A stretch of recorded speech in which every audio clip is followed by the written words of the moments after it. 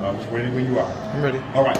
So the Nation of Islam was founded in the city of Detroit in 1930. And the founder was a man named Wallace Faraz, who the Nation of Islam has titled Master Farad Muhammad. And he started in selling different wares like silks and candles in Eastern Market.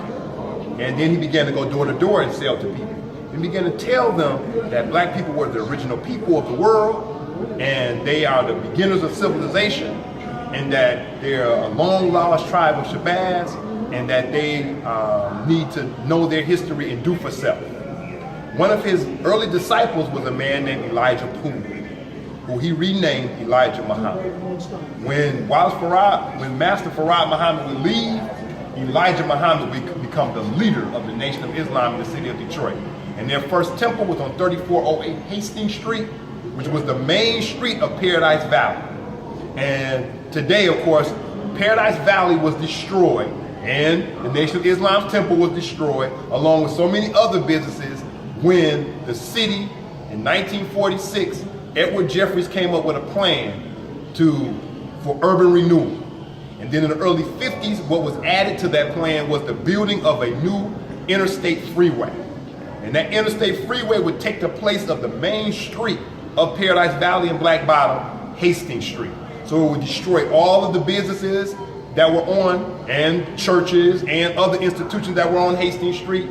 And the owners and the residents would be relocated. Their homes would be bought, taken, seized by eminent domain, and they would not be able to start all over again, a whole new community like they had in Paradise Valley and Black Bottom. So the Nation of Islam moved. Their most famous temple in the city of Detroit was on Linwood, and it was there from the 1950s to 1975. It is now a mosque. It's still a mosque, but it's not part of the Nation of Islam. Their major goal, what most people know about the Nation of Islam, is they believe that African Americans needed to take care of themselves. They needed to do for self. They needed to start their own businesses. They needed to control their own communities. They needed to have institutions that they control and run, and stop looking to others, particularly whites, to be the saviors of their reality. That was their major goal. Now, of course, that part is the part that many people don't talk about. They talk about more their racial ideas, and they try to villainize the Nation of Islam.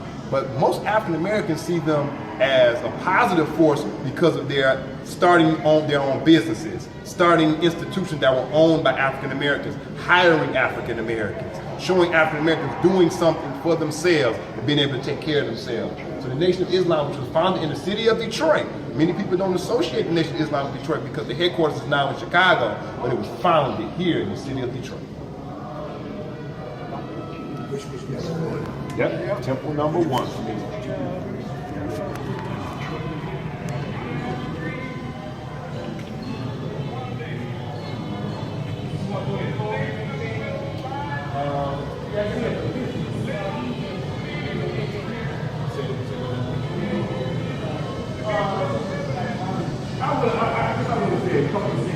Motown real quick. They don't have anything on Black Bottom, but I want to say something about Motown real quick.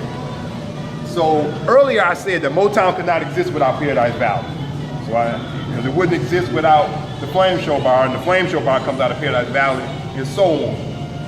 But another thing that you need to understand is that Berry Gordy borrowed some ideas to start his business. Okay, one everybody should know is Henry Ford. He copied some ideas from Henry Ford. Henry Ford was in charge when he created his assembly line to create the Model T. He was nothing at the beginning of the assembly line. By the end of the assembly line, you had a car.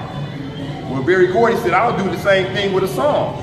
So he had a person that would help the singer dress, another person that would help the singer learn how to dance, another person that would help the singer know how to eat with the right forks and all of that, another person that would help them with voice lessons. And by the end of all of these different people putting their hands into this artist or group, you would have not only a hit song, but a hit group or a hit singer.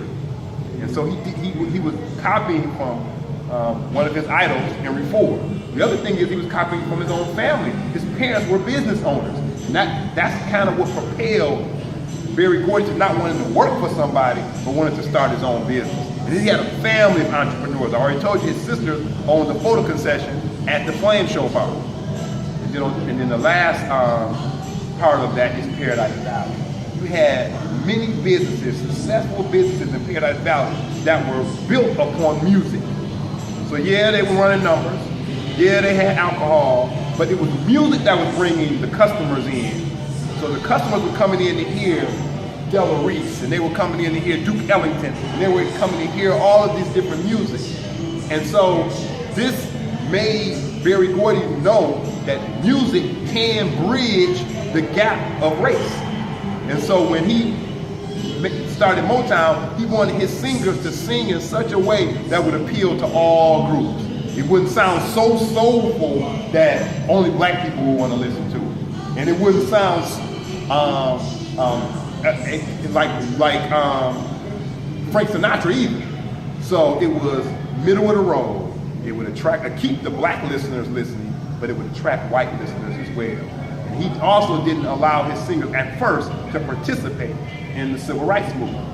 So when they're in Selma, when they're marching in Selma, and Harry Belafonte goes down there, and Aretha Franklin goes down there, and they're singing and raising money, no Motown acts go down in the civil rights movement.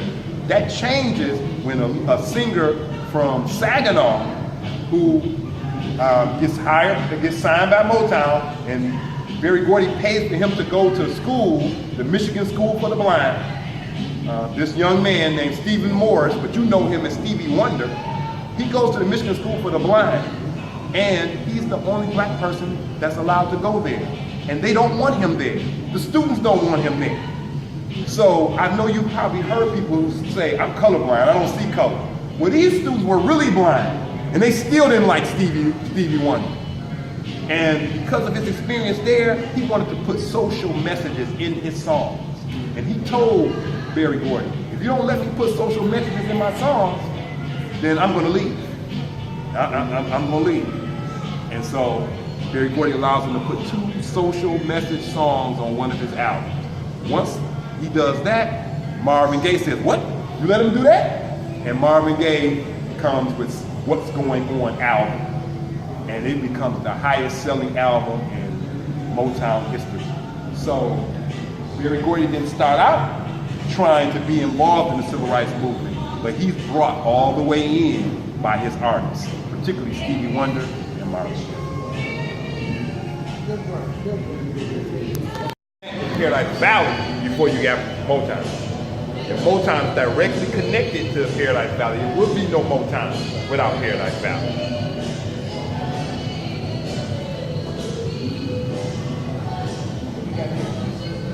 So right here, this is the 1967 rebellion in the city of Detroit. People know it as, you may know it as the 1967 riot. And of course there were years, I already talked about the years of Jim Crow and segregation in the city of Detroit. It may not have been called Jim Crow, but that's what it was. It was unequal housing and housing discrimination. It was unequal schooling and educational discrimination. It was intense police brutality. And it was racism in employment. So you had all of these things together that helped create the conditions to cause 1967. You can make a whole movie on these cameras. These. This cost $670. How much battery time you got now? We got 2 more steps. We have time.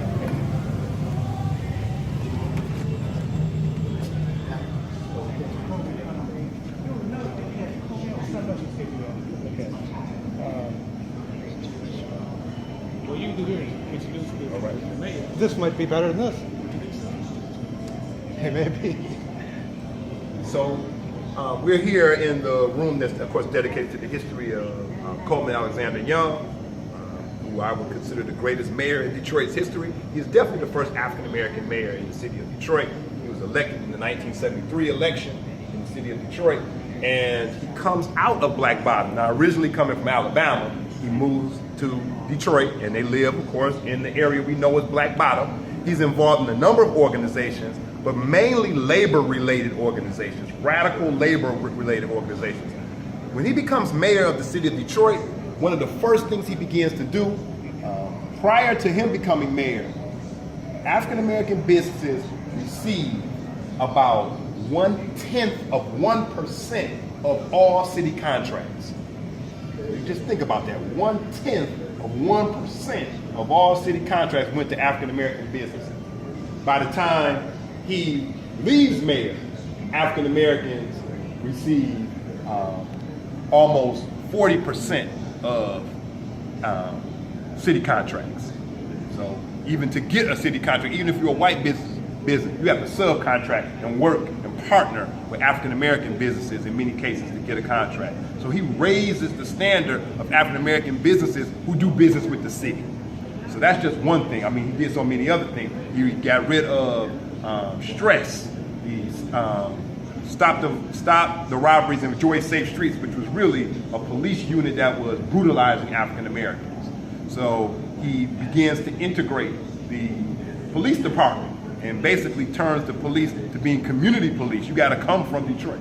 And so, so we have Coleman Alexander Young here. He's many times presented, particularly by media that's not owned by African Americans. He's generally presented as a person that was hostile to white people, which is not true. He was not a separatist. There were black separatist organizations and leaders in the city of Detroit. The Nation of Islam was founded in the city of Detroit. He was not a member. He didn't subscribe to their ideas. He believed in, he was an integrationist, but he believed in radical integration. He believed there needed to be a change in society so that African Americans, yes, we will be in the same institutions as whites, but we will be equal. We won't be treated as second-class citizens. And to do that, we have to attack white supremacy. We have to attack racism. And so he believed in attacking racism. Many times, many whites who are used to being on top and being in power, when you attack racism, they see it as attacking them. And they see it as you are racist because you're attacking racism. And so many white leaders began to abandon the city, began to, of course, present Coleman Young as a negative figure. And as businesses left, and of course as residents left too, the city, of course, had an economic crisis. But one of the most fiscally conservative mayors in the city of Detroit's history was Coleman Young. So the city didn't go in debt. There was no bankruptcy during Coleman Young. They didn't have to send an emergency manager in. So he was fiscally conservative. He didn't float all these bonds that would have to be paid back. He didn't do that. That wasn't his way of dealing with debt. He just cut services, which sometimes hurt us, but it kept the city afloat and it never went bankrupt. It didn't file bankruptcy. There was no emergency manager. The state didn't have to come in and take over the city. None of that. So on so many levels, Coleman A. Young is a great mayor, and he comes out of Black Bottom. And one thing that people have to remember is during the 50s, when he was a labor organizer, he was brought before Congress during the McCarthy hearings. And they basically were accusing him of being a communist and wanted him to tell on anybody else who was a communist sympathizer. He said to Congress at that time, to Joseph P. McCarthy, who was the senator who was leading these hearings, these red scare hearings, he told him, you must have me mixed up with a stool pigeon. To the senator, a United States senator who was running these McCarthy hearings, who was destroying the lives of many people. Coleman Young stood up then, and he stood up to the rest of his life for the city of Detroit. Now, that's an issue. The next one, can you give a chest of the preview? Yeah, I sure can. So I mentioned earlier about the Nation of Islam. The Nation of Islam was founded in Paradise Valley on Hastings Street. Their first temple was at 3408 Hastings Street. So it's that way. Yep, it's that way. So you want to move there? Yeah. All right, so let's go to.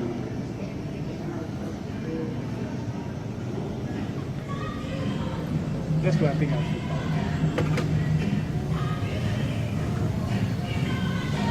There, but I want you to come to this.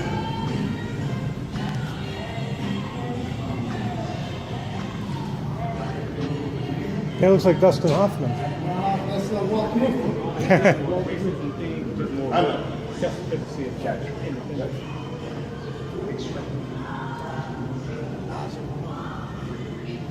One second. My wife is calling me. Hello? Thank you. All right, so good meeting you. Thank you for meeting you.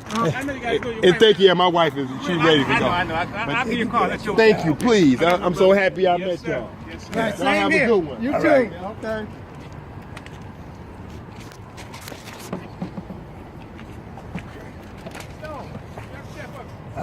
Yeah, help him with the chair.